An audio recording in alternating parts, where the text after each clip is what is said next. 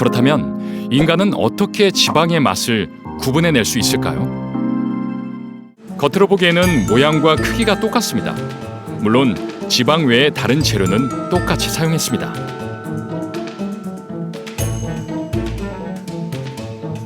과연 사람들은 지방 함량의 차이를 알아챌 수 있을까요? 실험 참가자 5명에게 파운드 케이크를 맛보게 하고 케이크의 맛을 평가해달라고 했습니다.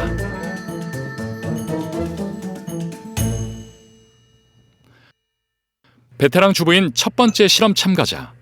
자신 있게 케이크를 먹습니다. 이러지 않나요? 마지막. 네. 그 중에 가장 지방이 많았을 것 같은 건 어떤 건가요? 3번이요. 좀 담백한 맛이 좀 뭐라 그럴까? 지방이 좀 많았을 때 그런 맛을 좀 제가 느끼거든요. 담백하다라는 그런 맛이 좀 느껴져요. 3번이. 하지만 지방이 가장 많은 것은 5번째 케이크입니다. 사실은 설탕의 함량에는 전혀 차이가 없었습니다. 진짜요? 그 마지막에 먹었던 케이크 지방이 가장 많았던 케이크거든요. 그래요? 우와.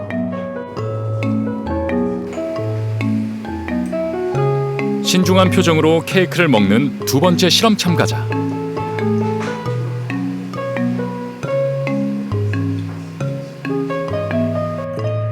이거는 단맛이 거의 안 느껴졌잖아요. 네. 지방이 가장 많이 든 케이크가 가장 달지 않다고 했습니다. 네, 설탕이 똑같이 들어간 케이크입니다. 5개가. 그런데 지금 가장 안 달다고 말씀하신 케이크 네. 지방이 가장 많이 들어간 케이크예요. 다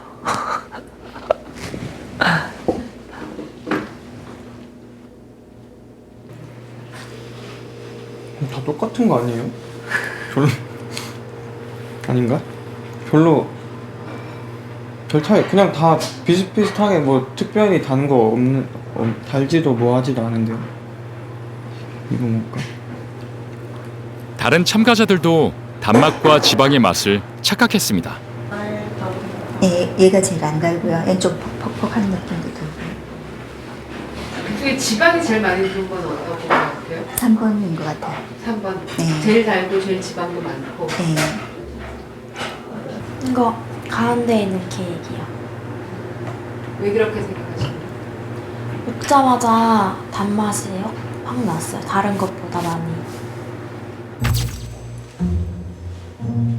지방이 가장 많은 케이크를 골라낸 실험 참가자도 역시 단맛을 헛갈려 했습니다. 원래 인간은 정확한 지방의 맛을 느낄 수 없는 것일까요? 우리가 평소에 느낀 지방의 맛은 착각이었을까요? 90년대 미국에선 이와 유사한 실험이 있었습니다. 실험 참가자들이 설탕 함량 차이는 발견해냈지만 지방의 차이는 알지 못한 것이죠. 단맛 같은 경우는 쓴맛이나 신맛처럼 혀에서 아주 쉽게 구별할 수 있는 맛이지만 지방은 맛이 따로 없고 입안에서 느낌으로 그냥 우리말로 뭐 느끼하다 뭐 이런 정도로 감을 잡는 거기 때문에 지방의 함량이 차이에 따라 물론 틀리겠지만 구별하기는 쉽지 않습니다. 미각이 지방을 잘 구분하지 못한다고 해서 우리의 몸도 지방에 반응하지 않는 것은 아닙니다. 불 닦아주도록 하겠습니다. 불 닦고 마세요. 카스텔라를 먹은 뒤 우리 몸에 일어나는 반응을 살펴보기로 했는데요.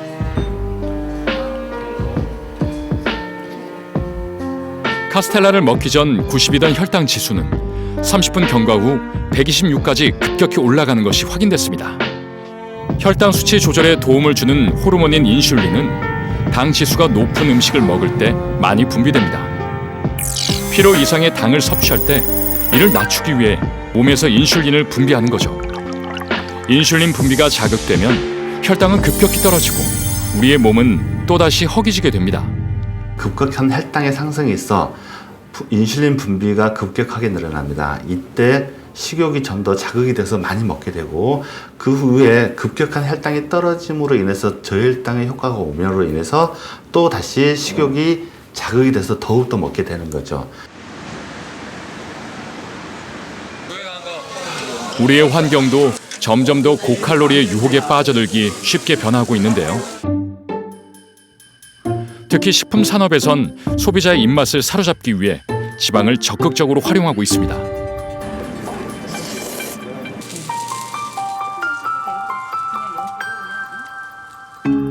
산업이 발전되면서 고칼로리 음식은 훨씬 쉽고 다양한 방법으로 인간의 먹거리 속으로 파고들었습니다.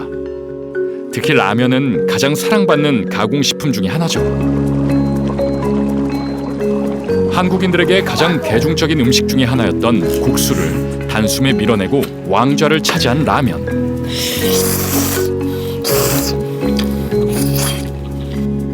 라면이 일반 국수와는 다르게 오랫동안 보관할 수 있었던 것은 면을 기름에 튀겼기 때문입니다.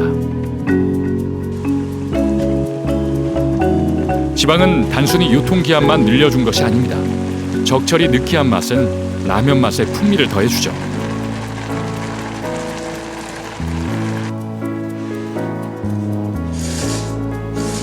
그러나 우리가 라면을 좋아하는 만큼 라면 하나에 들어있는 포화 지방량이 하루 권장 섭취량의 50%가 넘는다는 것을 아는 사람은 몇 없을 겁니다. 가공 음식으로 재탄생되면서 우리나라에서도 대중적인 음식이 된 치즈. 그러나 가공식품으로 나온 치즈는 전통 방식으로 만든 치즈보다 지방 함량이 높은 경우가 대부분입니다. 왜 가공식품들은 대체로 지방 함량이 높은 것일까요? 기존의 치즈를 만드는 과정 중에 제조 공법을 달리하면서 지방 함량을 높이는 방법이 개발됐고요. 이렇게 지방 함량이 높아지면서 고소한 맛, 달콤한 맛을 많이 띠게 되고 이것이 소비자의 미각을 또 자극하게 돼서 더욱더 이런 맛을 찾게 되고 중독성을 갖는 그런 제품들이 많아지게 되면서 소비자들은 결국에서는 지방 함량이 훨씬 더 높은 제품을 더 많이 소비하기에 이르렀습니다. 마법처럼 음식을 맛있게 하는 지방.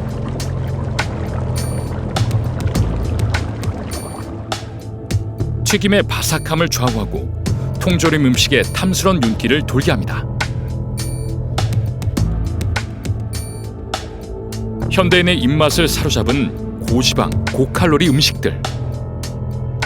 그러나 우리가 이런 고칼로리 음식에 빠지게 된 것은 아주 최근의 일입니다.